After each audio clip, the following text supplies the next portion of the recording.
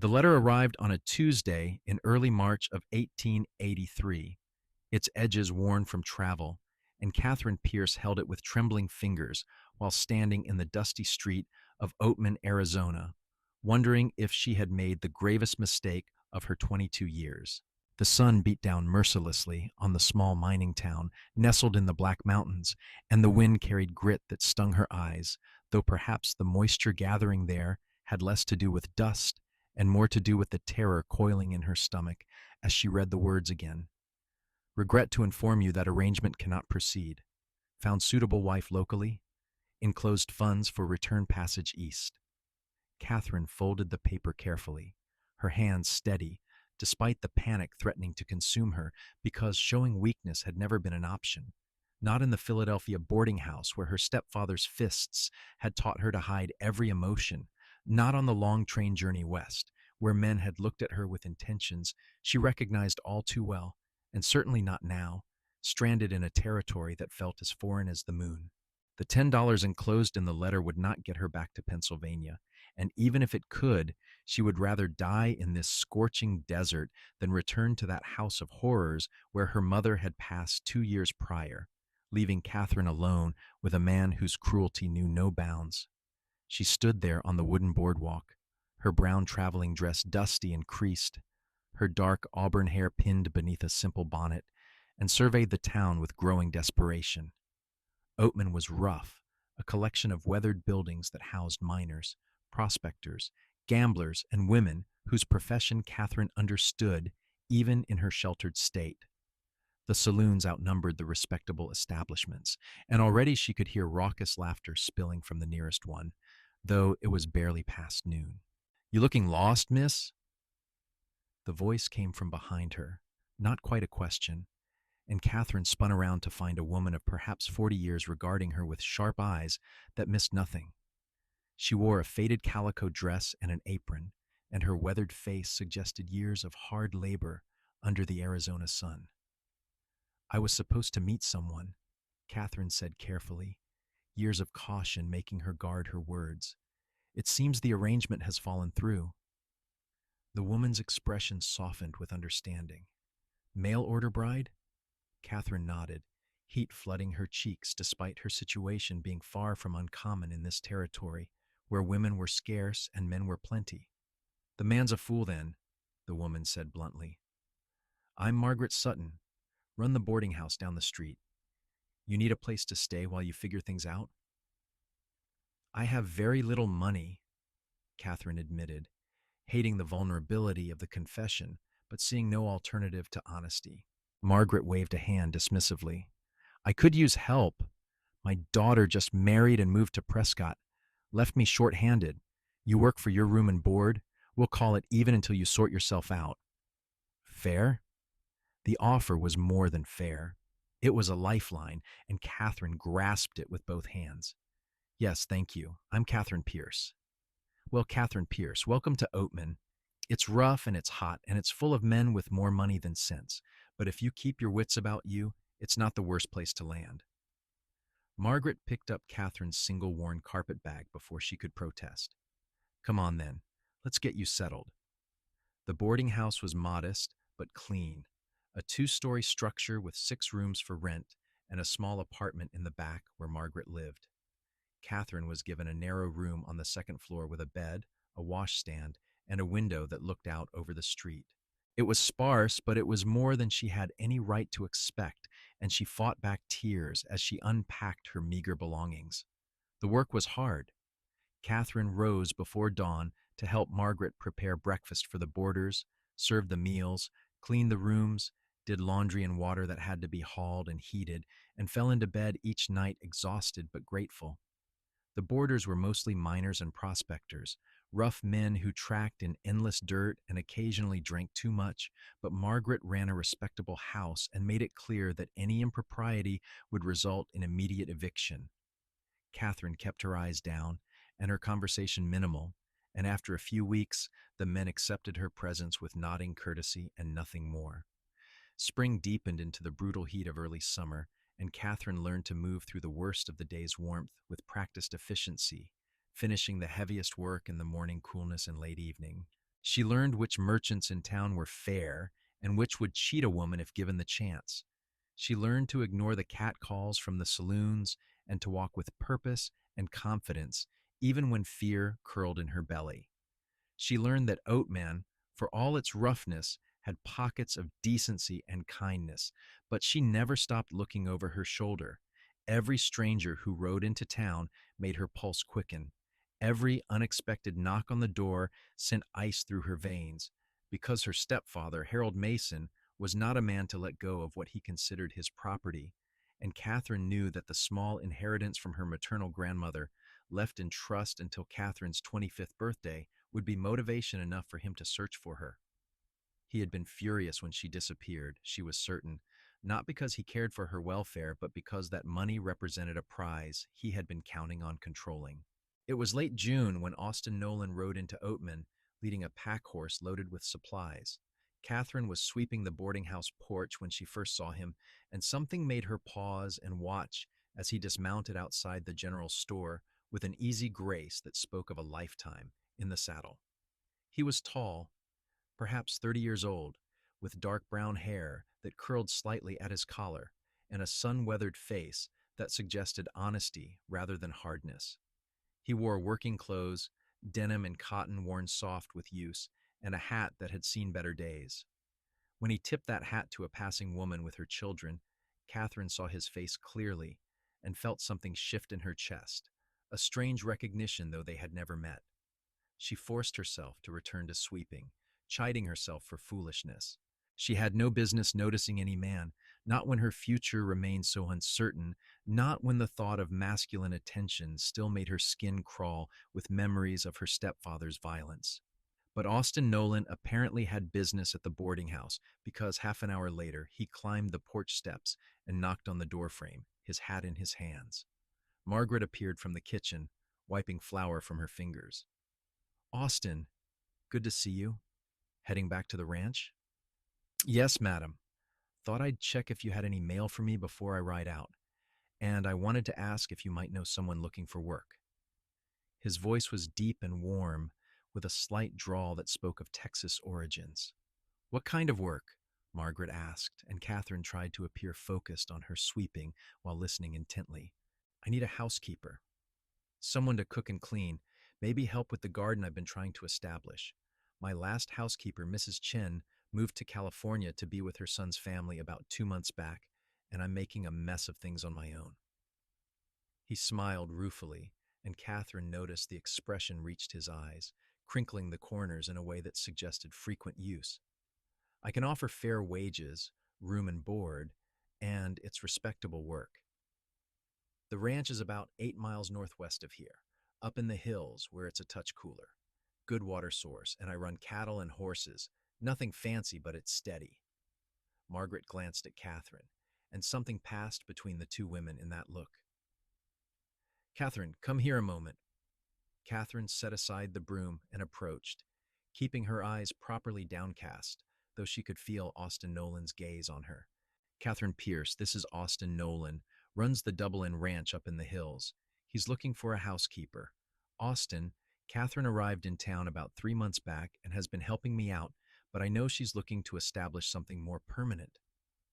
Austin's eyes, Catherine discovered, when she finally dared to look up, were the color of spring grass, a clear green that seemed to see far too much. He studied her with an expression she could not quite read, thoughtful and perhaps a bit concerned.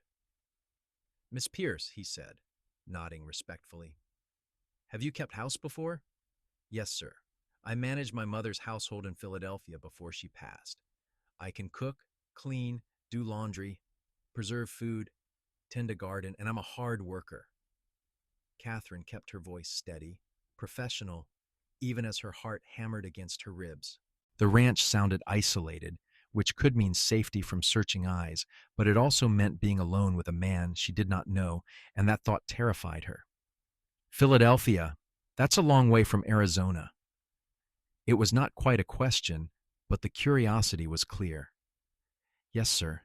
I came west seeking a new start." Let him read into that what he would. Most people in the territories were running from something. Austin seemed to accept this, nodding slowly. The work's not easy.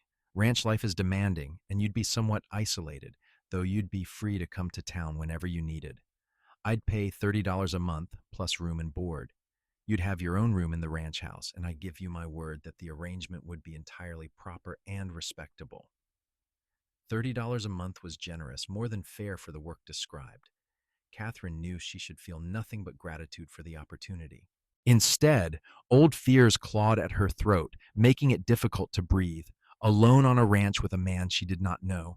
What if he was not what he seemed? What if his respectability was a facade? What if she traded one prison for another? Margaret must have sensed her hesitation because she spoke up. Austin's a good man, Catherine. Known him for 5 years, since he first bought that land. He's honest and fair, and I'd trust him with my own daughter. Austin's expression remained patient, but Catherine saw a flicker of understanding cross his face, as though he recognized her fear even if he did not know its source. Tell you what, Miss Pierce, why don't you come out to the ranch for a day? See the place. See if it suits you. No commitment, no pressure. I need to stay in town tonight anyway to meet with the assayer about some ore samples. I could take you out tomorrow morning, show you around, and bring you back tomorrow evening if you decide it's not for you. Would that be acceptable? The offer was more than reasonable. It gave her an escape route, a way to assess the situation without committing to anything. Catherine looked at Margaret, who nodded encouragingly. All right, Catherine said quietly.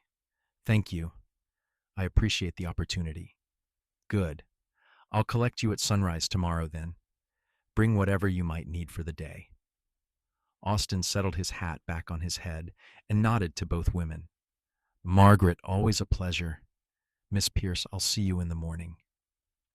After he left, Catherine sank into a chair, her legs suddenly weak. Margaret, I don't know if I can do this. The older woman sat beside her and took her hand. I don't know what you're running from, child, and I won't ask. But I meant what I said about Austin Nolan. He's one of the good ones.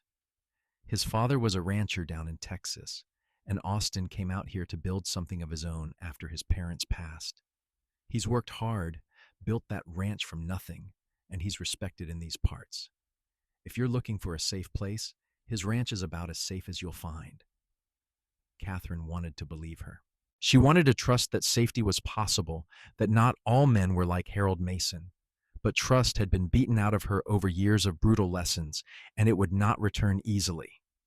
That night she lay awake staring at the ceiling, listening to the sounds of Oatman settling into darkness. Tomorrow would bring either a new beginning or a terrible mistake, and she had no way of knowing which until it was too late to turn back. Austin arrived exactly at sunrise, driving a sturdy wagon rather than riding horseback, and Catherine appreciated the consideration even as it made her more nervous. He helped her up onto the seat with careful courtesy, never touching her more than necessary, and they set off through the awakening town and out into the desert hills. The landscape was harsh and beautiful, all red rock and scrub brush and endless sky. The heat was already building, but the wagon moved at a steady pace that created a slight breeze, and Austin kept up a comfortable stream of conversation that required minimal response, as though he sensed her nervousness and sought to ease it without pressing. He told her about the ranch, how he had found the land with its precious spring, and known immediately it was where he wanted to build his future. He spoke of his cattle and horses with the affection of a man who loved his work, and he pointed out features of the landscape with the easy knowledge of someone who had made this territory his home. He did not pry into her past or ask uncomfortable questions, and Catherine found herself relaxing incrementally, her shoulders loosening their tight hunch. The ranch, when it came into view, was not what she expected. She had imagined something rough and temporary, but the double end showed signs of careful planning and permanent investment. The ranch house was built of adobe and wood, with a wide porch that would provide shade during the worst of the day's heat. Outbuildings included a barn, a stable, a chicken coop, and what appeared to be a bunkhouse, though Austin mentioned he had no hands currently employed beyond occasional help from neighboring ranchers during roundup. It's not fancy, Austin said as he helped her down from the wagon, but it's solid and it's mine. Catherine could hear the pride in his voice, and she understood it.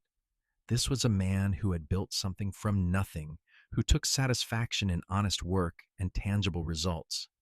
There was something deeply appealing about that, something that spoke to the part of her that yearned for stability and permanence. The inside of the house confirmed what the exterior suggested. Austin Nolan was trying his best, but was clearly overwhelmed by domestic duties. The main room was clean enough but cluttered, with dishes stacked on every surface and laundry draped over chairs. The kitchen showed signs of well-intentioned but unsuccessful cooking attempts and dust-coated surfaces that had been neglected too long. "I'm not proud of the state of things," Austin admitted, looking around with a grimace. "I keep meaning to get things organized, but by the time I finish with the animals and the land, I'm too tired to do more than cook something barely edible and fall into bed."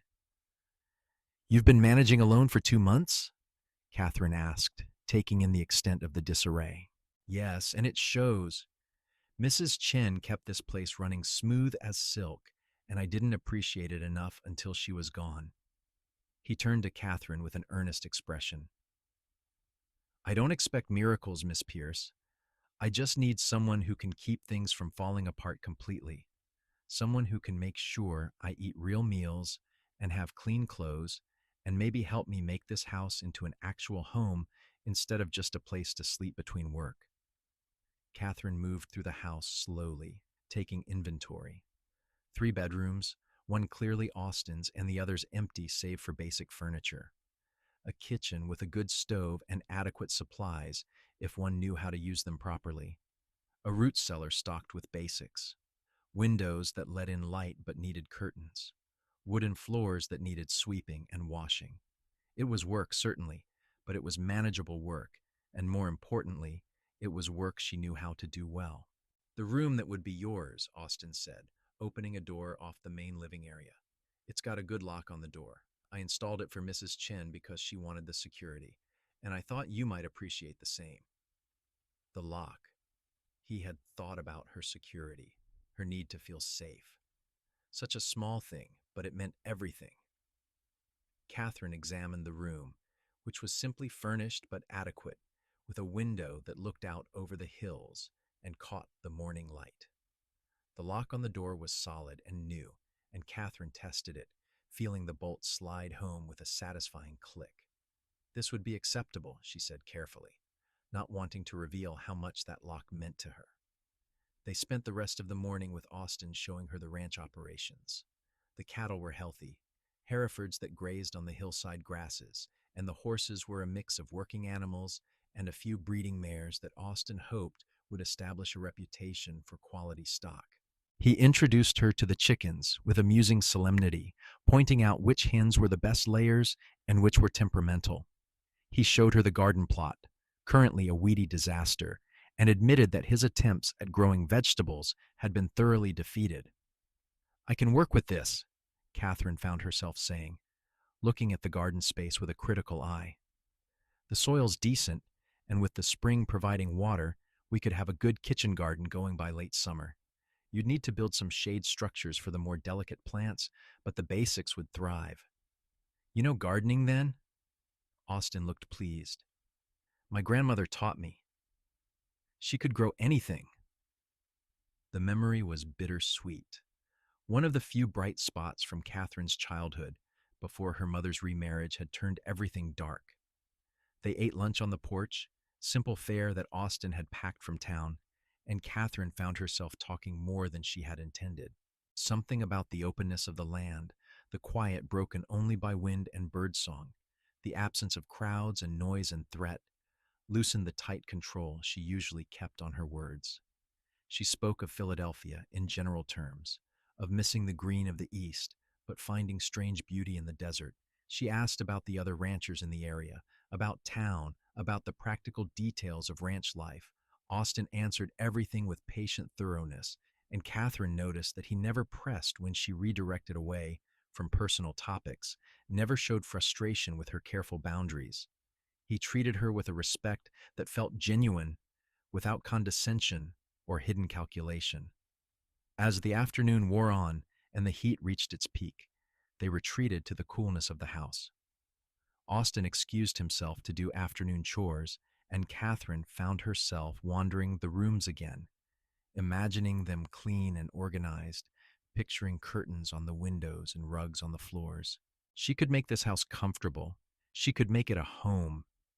And more than that, she could perhaps make it a sanctuary, a place where no one would think to look for a runaway woman from Philadelphia. When Austin returned, dust-streaked and weary, he found Catherine in the kitchen examining the pantry supplies. "I'd need to make a list of staples to purchase," she said without preamble. "Your supplies are adequate but unorganized, and you're missing several basics that would make meal preparation much easier." "Does that mean you're considering the position?"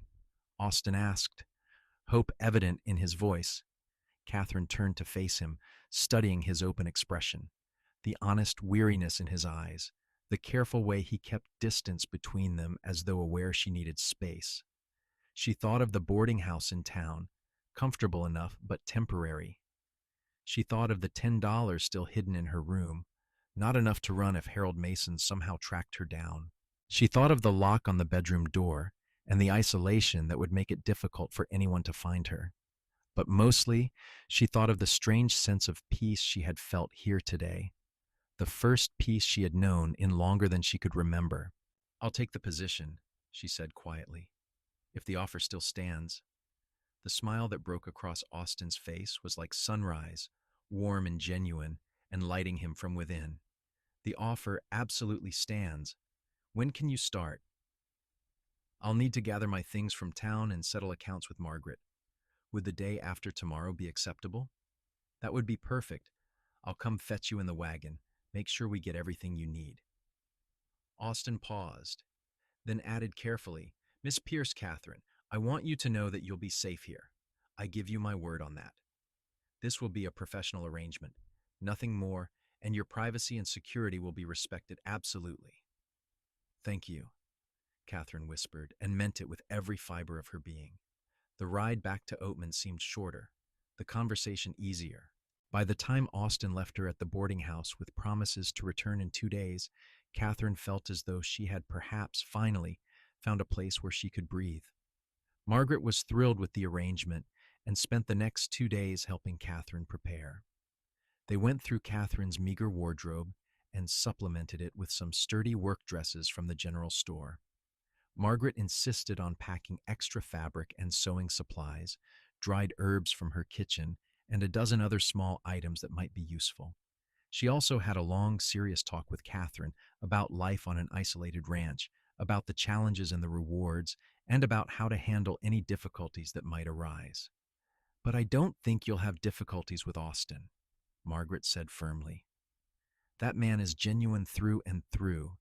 Still, you're smart to be cautious. Trust takes time to build." When Austin arrived on the appointed morning, Catherine's possessions were packed and ready. The goodbye with Margaret was tearful, the older woman having become something of a mother figure in the brief months Catherine had known her. "You come to town whenever you need to," Margaret said, hugging her tightly. "And if anything isn't right, you come straight back here. You'll always have a place with me." The journey to the ranch felt different this time, less like an exploration and more like a journey home. Catherine studied the landscape with new eyes, memorizing landmarks, understanding that this would become familiar territory. Austin seemed to sense her mood and kept the conversation light, pointing out a hawk circling overhead, a distant herd of pronghorn antelope, the way the light hit the red rocks and made them glow like embers. At the ranch, Austin helped her unload her belongings and carry them to her room, then tactfully withdrew to let her settle in. Catherine unpacked slowly, arranging her few dresses in the wardrobe, placing her mother's photograph on the small table beside the bed, tucking her grandmother's seed packets in a drawer. She tested the lock on the door 3 times, feeling the solid security of it, then finally allowed herself to sit on the bed and simply breathe. She had done it. She had found a place. Whether it would truly be a sanctuary remained to be seen, but for now, it was enough that she was here, 8 miles from town, in a place where Harold Mason would never think to look for her. the first weeks at the Double Inn established a routine that suited both Catherine and Austin. She rose before dawn to prepare breakfast, substantial meals of eggs and bacon and biscuits that fueled Austin through his long days of physical labor. While he worked with the cattle and horses, she cleaned the house room by room, washing windows and floors, organizing cupboards, and bringing order to the domestic chaos. She prepared hearty dinners that they ate together at the kitchen table, conversations growing gradually more comfortable as they learned each other's rhythms. Austin was a man of patterns and habits, Catherine discovered. He rose early and worked until exhaustion forced him to stop. He was gentle with his animals and patient with his land. He rarely went to town, preferring the solitude of the ranch, and when he did go, he always asked if Catherine needed anything, returning with whatever she had requested, and usually some small addition he thought she might enjoy, a packet of flower seeds or a jar of honey. Catherine threw herself into making the house a home. She sewed curtains for the windows, simple muslin that softened the harsh sunlight. She reclaimed the garden, working in the cool of early morning and late evening, planting vegetables and herbs that would supplement their meals. She organized the kitchen with ruthless efficiency, creating a space where cooking became pleasure rather than chore. She even tackled the root cellar, cleaning and reorganizing, and making lists of what needed to be preserved and stored before winter. It was hard work, but it was satisfying in a way Catherine had never experienced. Each task completed was visible evidence of her effort, each improvement to the house a mark of her contribution.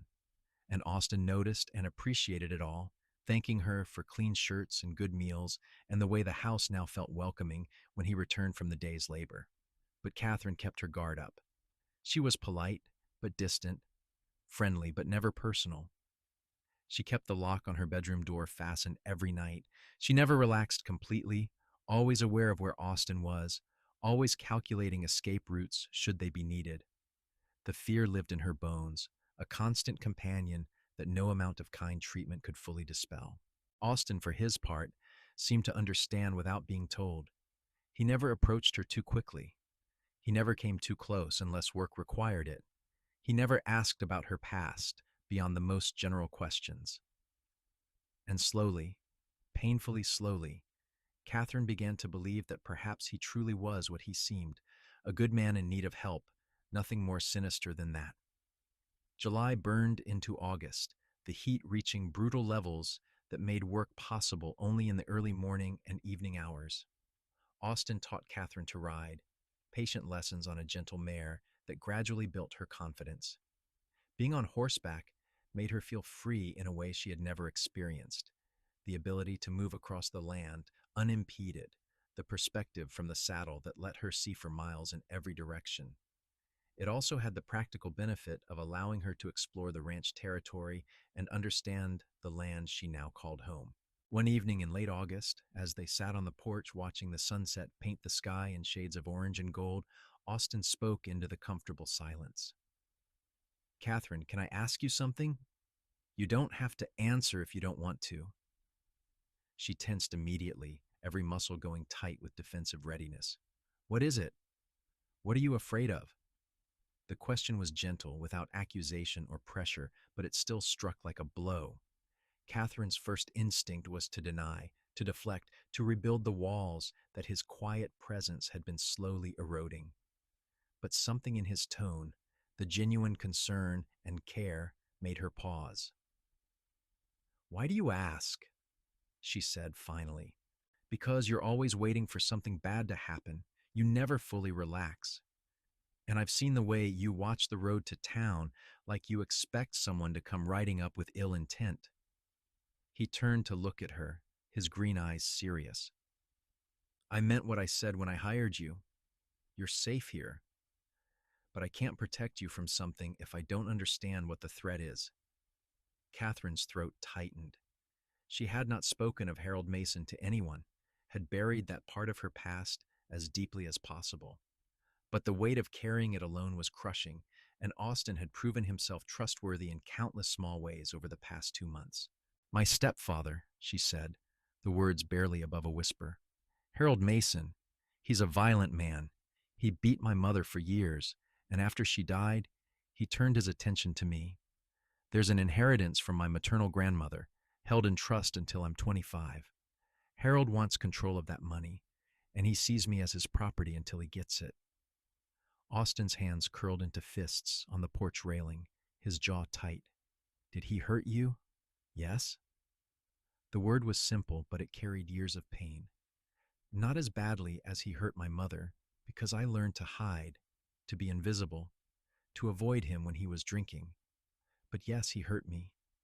And when I left Philadelphia to come here as a mail order bride, I did it to escape him. The marriage arrangement falling through was devastating at the time, but I realize now it was probably for the best. At least this way, I have my independence, such as it is. Does he know where you are? I don't think so. I was careful to cover my trail, but Harold is persistent when he wants something, and that inheritance represents $5,000. That's more than enough motivation for him to search. Austin was quiet for a long moment, processing this information.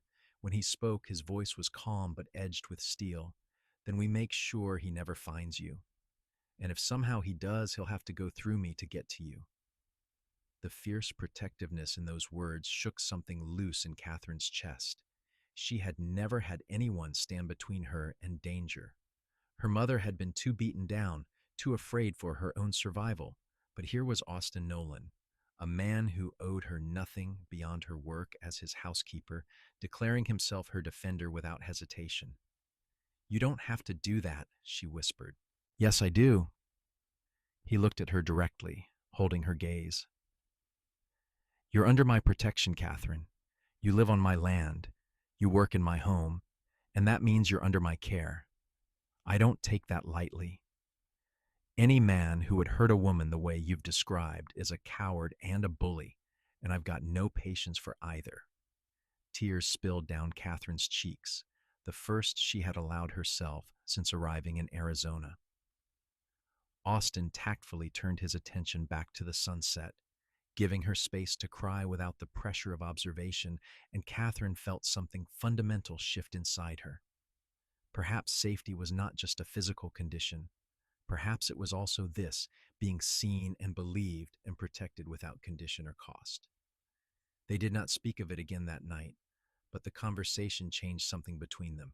Catherine found herself relaxing more in Austin's presence, laughing at his stories about difficult cattle and stubborn horses, sharing her own tales of the garden's small victories and defeats. The lock on her bedroom door remained fastened, but the fear that had accompanied that nightly ritual began to ease incrementally. September brought cooler temperatures and the beginnings of autumn color on the distant mountains. The garden yielded abundantly, and Catherine spent long hours preserving and canning, filling the root cellar with jars of vegetables and fruits that would sustain them through winter. Austin helped when he could, amazed by the transformation of his rough supplies into carefully organized stores. You've got a talent for this, he said one afternoon, surveying the neat rows of canned goods. I like the security of it, Catherine admitted, knowing that we've prepared, that we have what we need to survive the lean months. Austin nodded understanding, and Catherine realized he probably did understand, better than most. Ranching was a precarious business, dependent on weather and market prices and 100 factors beyond one's control. Building reserves, planning ahead, preparing for difficulties, these were second nature to a man like Austin.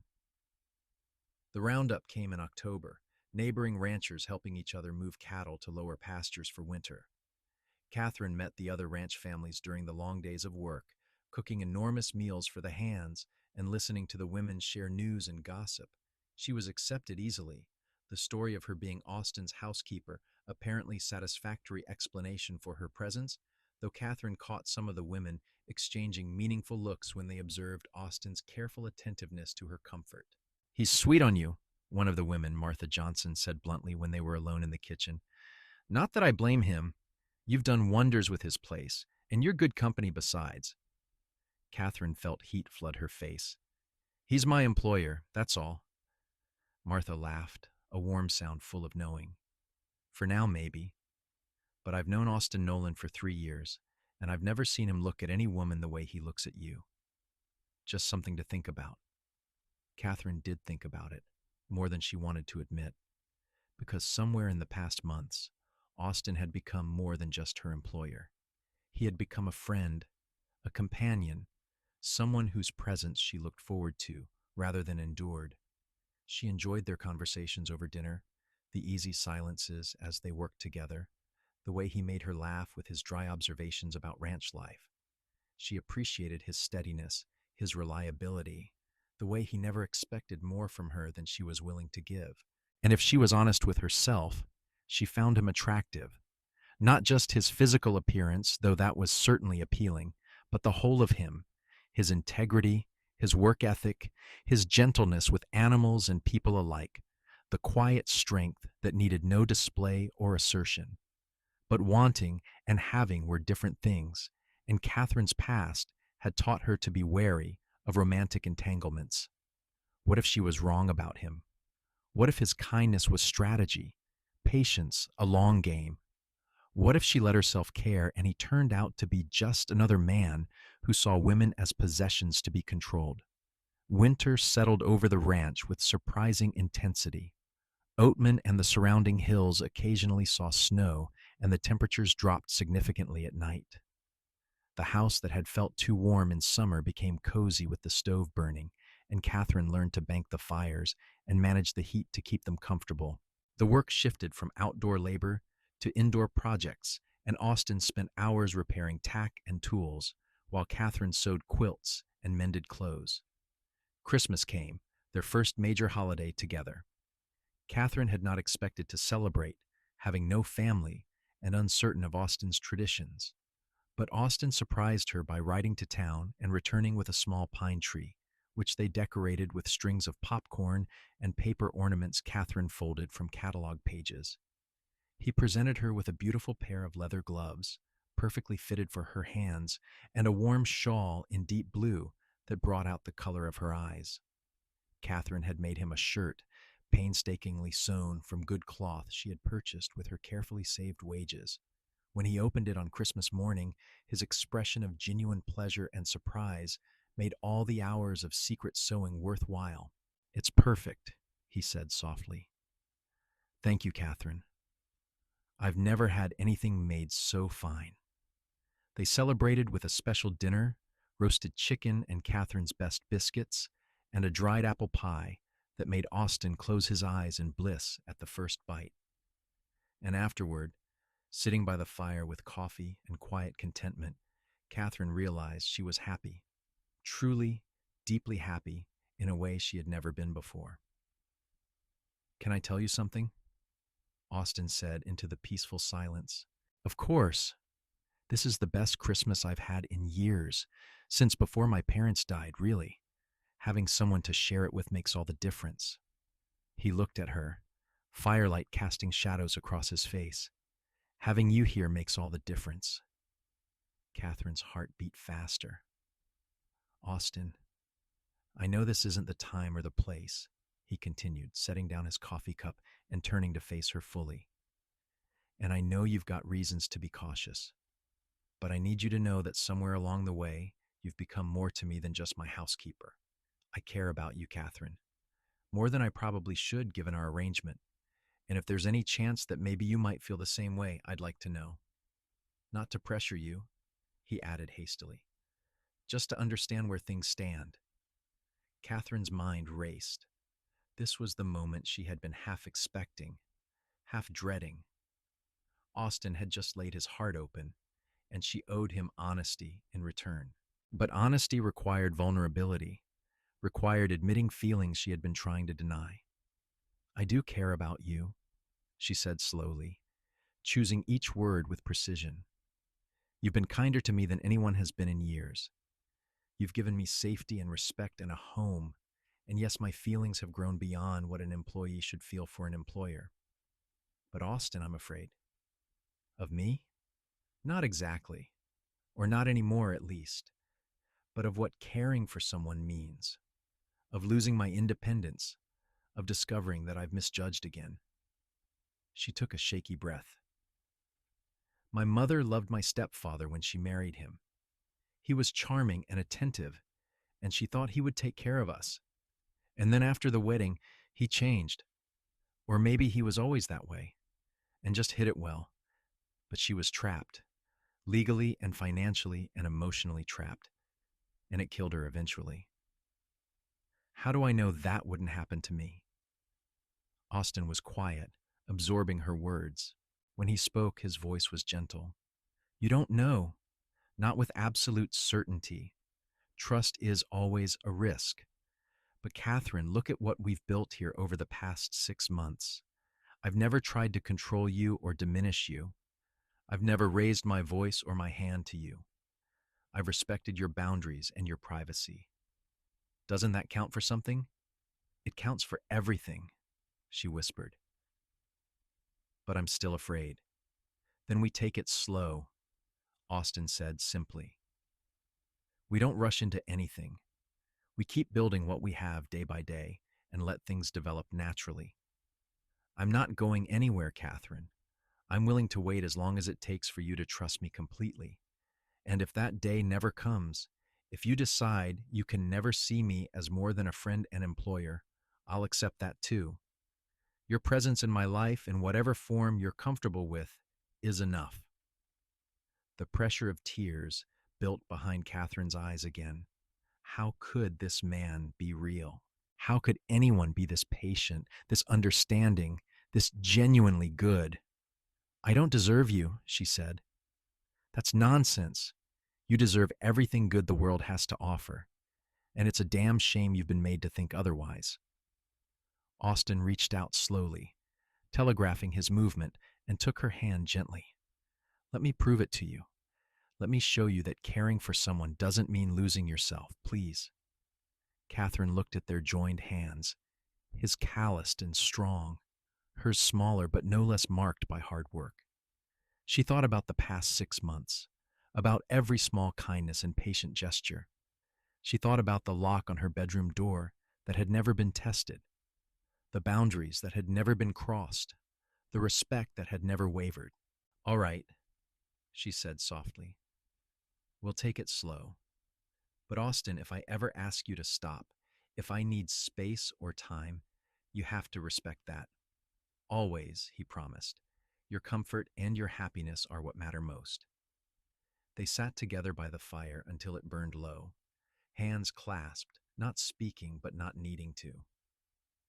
Something had been acknowledged between them, a possibility opened, and though Catherine was still afraid, she was also hopeful in a way she had not allowed herself to be before. The new year of 1884 began with renewed snow and bitter cold.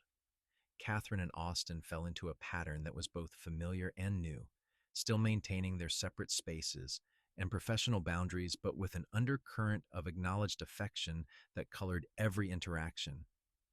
Austin found excuses to spend time in the house, helping with tasks that did not really require his assistance. Catherine began taking her coffee on the porch in the mornings, joining Austin as he watched the sunrise before beginning the day's work. They talked for hours, learning each other's histories and dreams. Austin spoke of his childhood in Texas, of parents who had loved each other deeply and taught him by example what a good marriage looked like. He talked about his decision to leave after their deaths, the need to build something entirely his own, the challenges and satisfaction of creating the double N. He shared his hopes for the ranch's future, plans to expand the horse breeding operation, and perhaps establish a reputation for quality stock that would provide sustainable income. Catherine, in turn, opened up about her life before Harold Mason, the happiness of her early childhood with loving parents, her grandmother's gentle wisdom. She spoke of her mother's decline after the remarriage, the helplessness of watching someone she loved be destroyed slowly. She shared the moment she decided to leave, the courage it took to respond to that mail order bride advertisement, the terror and hope that had propelled her across the country. You're one of the bravest people I know, Austin said after one such conversation. I don't feel brave. I feel like I'm running. Sometimes running takes more courage than standing still. You saved yourself, Catherine. That takes real strength. The compliment warmed her more than the winter sun ever could. February brought Valentine's Day, and Austin presented her with a carved wooden box, beautiful in its simplicity, perfect for storing her precious seed packets. I made it in the barn, he admitted, looking uncharacteristically shy. I know it's not much, but I wanted you to have something special. Catherine ran her fingers over the smooth wood, feeling the care that had gone into every joint and curve. It's perfect. Thank you. She had made him a warm scarf from wool she had purchased in town, knitted during quiet evenings by the fire. When she presented it, he wrapped it around his neck immediately despite being indoors and wore it constantly for the rest of the winter. March arrived with warming temperatures and the first signs of spring. Catherine began planning the garden expansion, sketching layouts and making lists of seeds to purchase. Austin talked about breeding decisions for the horses and cattle, consulting with her as though her opinion mattered as much as any experts. They were partners in the ranch's operation, she realized, not just employer and employee. Somewhere along the way, it had become their project, their home, their shared future. One evening in late March, as they sat on the porch watching the stars emerge, Austin said quietly, "Catherine, I love you." The words hung in the cool air, simple and profound. Catherine's breath caught, her heart hammering against her ribs. This was the moment, the point where she had to decide whether to step forward into trust or retreat into familiar fear. "You don't have to say it back," Austin continued. "I just needed you to know. I love you, and I think I have for months now. Whatever you feel or don't feel, that doesn't change." Catherine turned to look at him, seeing the vulnerability in his expression, the courage it took to make himself this open, and she realized that fear had held her captive long enough. This man, this good and patient and kind man, deserved her honesty and her courage in return. "I love you too," she whispered, and felt the truth of it resonate through her entire being. "I'm terrified, but I love you." Austin's smile was brilliant, even in the darkness. "Being terrified is all right. I'm a little terrified myself. This matters so much, I don't want to mess it up." "Then we'll be careful with each other," Catherine said. "We'll communicate and respect boundaries and build trust every day." "I can do that." He reached for her hand, and she let him take it, let herself enjoy the warmth and strength of his touch. "Katherine Pierce, may I court you properly?" The formal request made her smile. "Yes, Austin Nolan, you may." He leaned forward slowly, giving her every opportunity to retreat, and pressed a gentle kiss to her forehead. It was chaste and sweet and perfect, and Catherine felt tears gathering at the tenderness of the gesture. Courtship in the isolated ranch was different from what it might have been in town, but no less meaningful. Austin brought her wildflowers from the hills, took her on long rides through the spring landscape, read to her in the evenings from the few books they owned. Catherine cooked his favorite meals, mended his clothes with extra care, filled the house with growing things that spoke of life and hope. They learned each other physically with the same patience they had applied to everything else. A held hand became comfortable. Sitting close together on the porch swing, Austin built became natural. A kiss goodnight graduated from forehead to cheek to finally a gentle meeting of lips that left Catherine breathless and wanting more. But Austin never pushed, never pressed for more than she was ready to give. And slowly, Catherine's fear transformed. She still locked her bedroom door at night, but now it felt less like protection against threat and more like habit. She still tensed when Austin moved too quickly, but the tension released faster each time when she remembered who he was and what he meant to her. Summer returned, hot and bright, and with it came a threat Catherine had begun to believe might never materialize. She was working in the garden on a July afternoon, Austin having ridden to the northern pastures to check on the cattle, when she heard a wagon approaching on the ranch road. Visitors were rare enough to warrant attention, and Catherine straightened from the tomato plants to see who was arriving. The man driving the wagon was a stranger, but something about his bearing, the way he surveyed the property with calculating interest, sent ice through Catherine's veins even before she consciously recognized the danger. He pulled the wagon to a stop in front of the house and climbed down with the confidence of someone who expected to be welcomed. "Afternoon," he called out. "I'm looking for Katherine Pierce. Been told she might be working at this ranch." Catherine's legs went weak. She had not heard that voice in over a year, but she would know it anywhere. Harold Mason had found her. "Who's asking?" she managed to say, proud that her voice remained steady.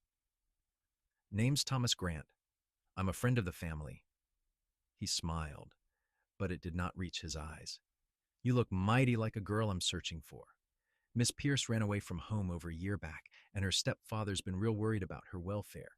He hired me to track her down and bring her home safe." Lies. Every word was a lie wrapped in false concern. Catherine's mind raced through options. Austin was at least 2 miles away in the northern pasture. The nearest neighbor was 4 miles south. She was alone and unarmed. And this man, this bounty hunter or whatever Harold had hired him as, was between her and the house. "I'm afraid you're mistaken," Catherine said, forcing calm into her voice. "My name is Catherine Nelson. I've been working here nearly a year, and I've never been to Philadelphia." "Now, miss, there's no need for deception." Thomas Grant moved closer, and Catherine backed away instinctively. "Your stepfather showed me a photograph. You're Katherine Pierce, sure as I'm standing here. And I've got legal papers saying you're to be returned to his custody. I'm 23 years old. I'm not subject to anyone's custody." Catherine continued backing toward the barn, calculating distances and possibilities. "That inheritance money says different.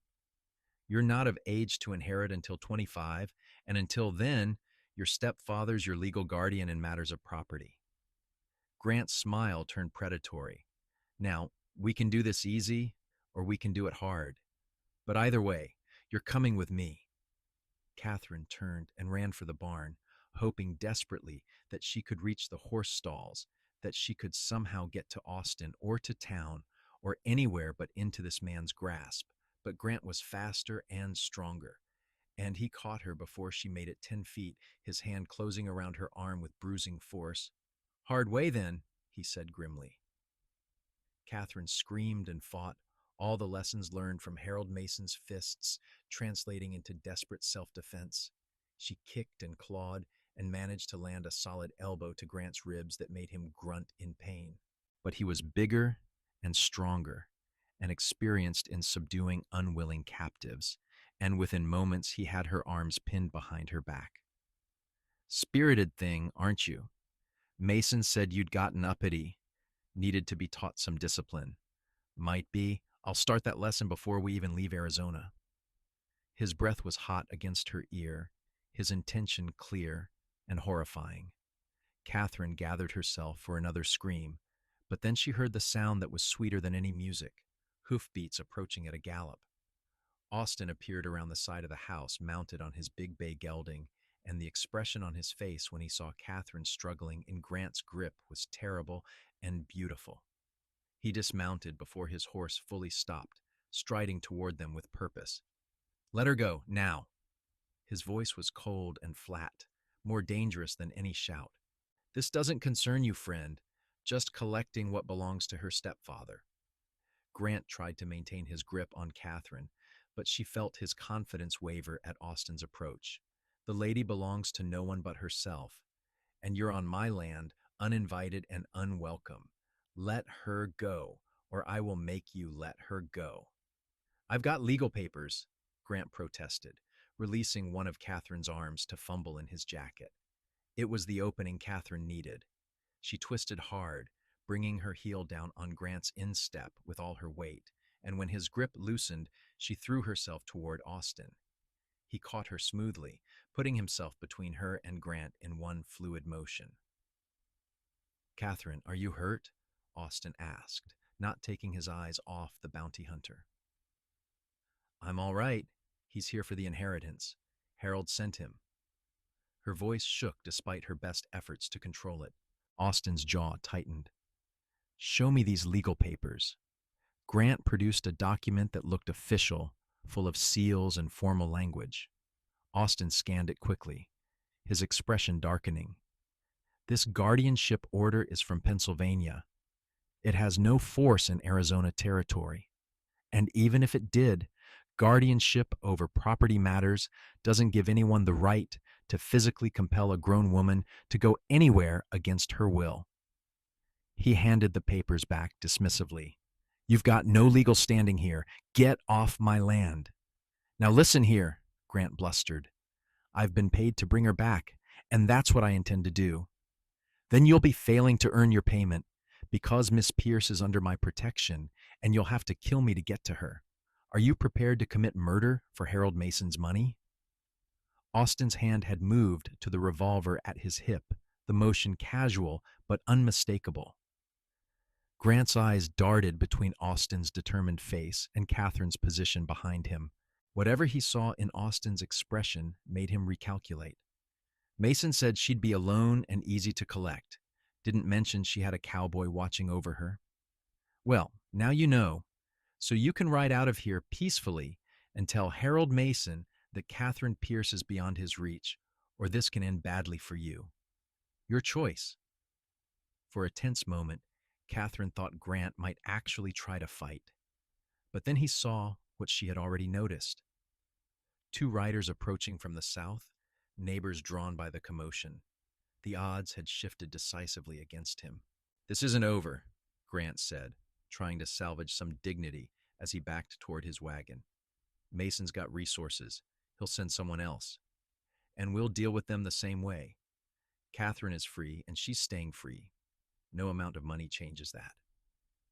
Austin kept himself positioned between Katherine and Grant until the bounty hunter climbed into his wagon and drove away, the dust of his departure hanging in the air like a threat.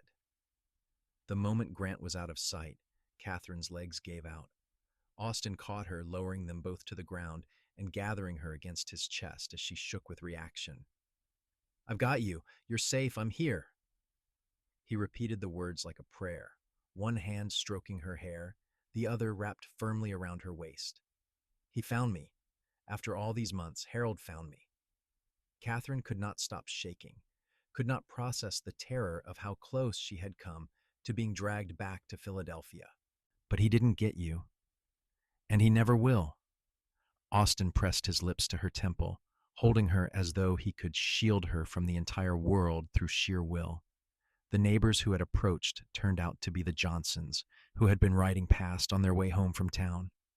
Martha Johnson took one look at Katherine's tear-streaked face and immediately understood that something serious had occurred. What do you need? She asked Austin directly. Witnesses, if it comes to that. And maybe someone who can talk to the sheriff about men coming onto private property and trying to abduct women. Austin's voice was grim. The Johnsons promised to stop by the sheriff's office and report what they had seen of Grant's hasty departure. They offered to stay, but Austin assured them he had the situation under control now, and they departed with promises to check in the next day.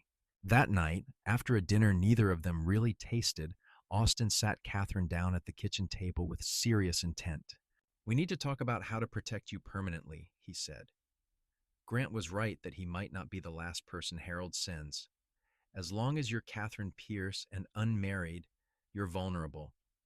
But if you were married, a husband would have legal authority over you instead of a stepfather. Katherine's heart stopped. Are you suggesting? I'm suggesting we get married. Not just as a legal maneuver, though that's important, but because I love you, Katherine, and I want to spend my life with you. I want to make this official and permanent, not just for protection, but because it's what I want more than anything. He took her hands in his. I know we talked about taking things slow, but the situation has changed and I need to know you're safe. Will you marry me? Katherine looked at this man who had given her sanctuary, who had stood between her and danger without hesitation, who had shown her what love could be when it was not twisted by cruelty and control. She thought of the lock on her bedroom door that she no longer truly needed, the fear that had been gradually replaced by trust, the home they had built together in this harsh and beautiful land. Yes, she whispered. Yes, I'll marry you. The kiss they shared was different from the gentle affection they had allowed themselves during courtship. This was claiming and promise, passion tempered by tenderness, and when they finally broke apart, both were breathless. "Tomorrow, we'll ride to town and talk to the preacher," Austen said, "and then we'll make you, Catherine Nolan, safe and protected by law and by love." They were married 3 days later in a small ceremony at the Oatman church, with Margaret and the Johnsons standing as witnesses. Catherine wore a simple white dress that Margaret had helped her alter from a gown purchased at the general store, and Austen wore his best suit, the one he had brought from Texas and had not put on in 3 years. The preacher kept the service short at their request, but the vows they spoke held weight and sincerity that made Margaret dab at her eyes. "I, Austen Nolan, take you, Katherine Pierce, to be my lawfully wedded wife. I promise to honor you, to protect you, to stand beside you in every challenge, and to love you for all my days. I, Katherine Pierce, take you, Austen Nolan, to be my lawfully wedded husband. I promise to trust you, to build a home with you, to share in both joy and hardship, and to love you for all my days." When the preacher pronounced them husband and wife and Austen kissed her, Catherine felt the last of her fear finally release its grip. She was Catherine Nolan now, protected by law and by the love of a good man. Harold Mason could send 100 bounty hunters, and none of them would be able to touch her. The wedding celebration was modest, but joyful. Margaret had prepared a special meal at the boarding house, and several of the local ranching families joined them for food and congratulations. Catherine found herself pulled into conversations with the other ranch wives, women who welcomed her into their community with genuine warmth. Austen never strayed far from her side, his hand frequently finding hers, his expression one of such contentment that Martha Johnson whispered to Catherine, "That man looks like he just won every prize at the county fair." When they finally returned to the ranch as the sun was setting, Catherine felt a flutter of nervous anticipation. They were married now. The relationship had changed in fundamental ways, and tonight would be different from all the nights that had come before. Austen seemed to sense her tension because he took her hands as they stood in the kitchen. "Catherine, I need you to understand something. Yes, we're married now, and I hope that eventually we'll have a full marriage in every sense, but I'm not going to pressure you into anything you're not ready for. This is still your choice, always your choice." "I trust you," Catherine said, and realized it was completely true. "I'm nervous because my only education in this area comes from my stepfather's violence and the fear it created, but I trust you, Austen. I want to be a real wife to you." "Then we'll learn together, and we'll take it at whatever pace you need." He cupped her face gently. "I love you, Catherine Nolan. I'm going to spend the rest of my life making sure you know that."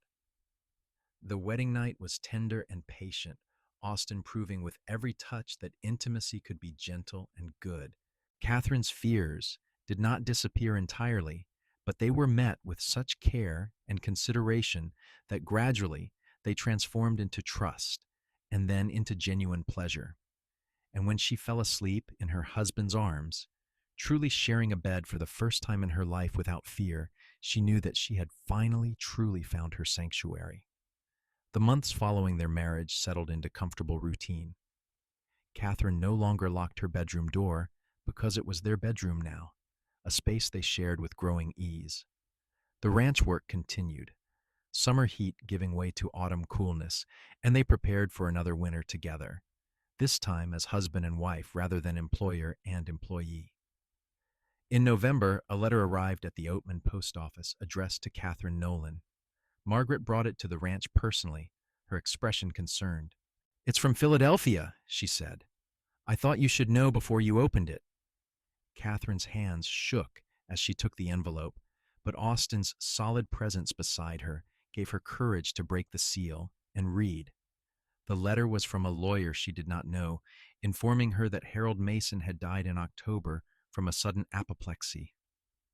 His affairs were being settled, and as Catherine was his only living relative by marriage, she was entitled to claim her mother's personal effects if she desired them. The lawyer made no mention of the inheritance from her grandmother, But Catherine knew that with Harold gone, that money was finally, unquestionably hers. "He's dead," she whispered, reading the words again to be certain. "Harold is dead." Austin pulled her into his arms. "It's over then. Truly over. You're safe now, not just protected, but actually safe. He can never hurt you again." Catherine cried, not from grief, but from the overwhelming relief of a threat finally ended. The fear she had carried for so many years drained away, leaving her feeling light and free in a way she had never experienced. They wrote to the lawyer, explaining that Catherine had no interest in Harold's effects beyond any items that had belonged to her mother. 3 months later, a crate arrived containing her mother's jewelry, photograph albums, and personal letters, precious items Catherine had thought lost forever. She spent an entire afternoon going through them, crying and laughing as Austin sat beside her, offering silent support. Winter passed into spring of 1885, and with it came the news that Catherine was expecting a child. The discovery filled them both with joy and trepidation. Austin worried about Catherine's health and safety. Catherine terrified that she might not know how to be a good mother, given her own damaged upbringing. "You'll be wonderful," Austin assured her. "You're kind and patient and full of love. Our child will be blessed to have you as a mother." The pregnancy was not easy. Catherine suffered from sickness in the early months, and the summer heat made her uncomfortable and tired. But Austin was attentive and supportive, taking over many of the household tasks and ensuring Catherine rested as much as possible. The other ranch wives visited regularly, offering advice and hand-me-down baby clothes and the reassurance of experienced mothers. On a cool October evening, Catherine went into labor. Austin rode for the midwife, bringing back Mrs. Johnson, who had delivered half the babies in the county. The labor was long and difficult, and there were moments when Austin paced outside the bedroom door in agony, listening to Catherine's pain and feeling utterly helpless. But finally, as dawn broke over the hills, a baby's cry pierced the air. Mrs. Johnson emerged, looking tired but pleased. "You have a son," she announced. "Strong lungs and healthy. Mother's tired but doing well." Austin entered the bedroom to find Catherine propped against pillows, her hair damp with sweat and her face exhausted but radiant. In her arms was a tiny bundle, and when Austin approached, she pulled back the blanket to reveal a red-faced infant with a surprising amount of dark hair. "Our son," Catherine whispered. "Austin, we have a son." Austin sat carefully on the edge of the bed, one arm around Catherine and one hand gently touching the baby's soft head. "He's perfect. You're perfect. I love you both so much."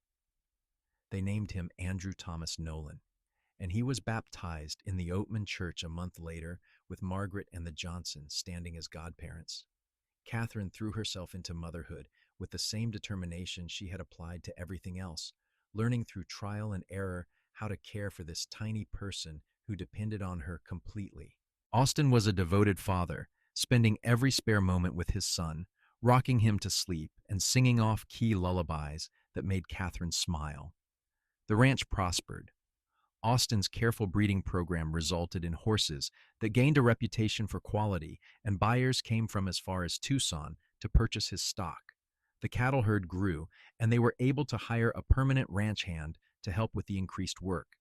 Catherine's garden became legendary among the ranch wives, producing abundantly even in the harsh desert environment. When Andrew was 2 years old, Catherine discovered she was expecting again. This pregnancy was easier, her body now familiar with the process, and in the summer of 1888, she delivered a healthy daughter they named Caroline Marie. The little girl had her mother's auburn hair and her father's green eyes, and Andrew was fascinated by his baby sister, always wanting to help care for her. The years flowed past, marked by the rhythms of ranch life and the growth of their children. Andrew grew tall and serious, showing an aptitude for working with horses that made Austin beam with pride. Caroline was spirited and curious, constantly exploring and asking questions about everything. A third child, a son they named Benjamin Paul, arrived in 1891, completing their family. Catherine looked at her life sometimes and could hardly believe it was real.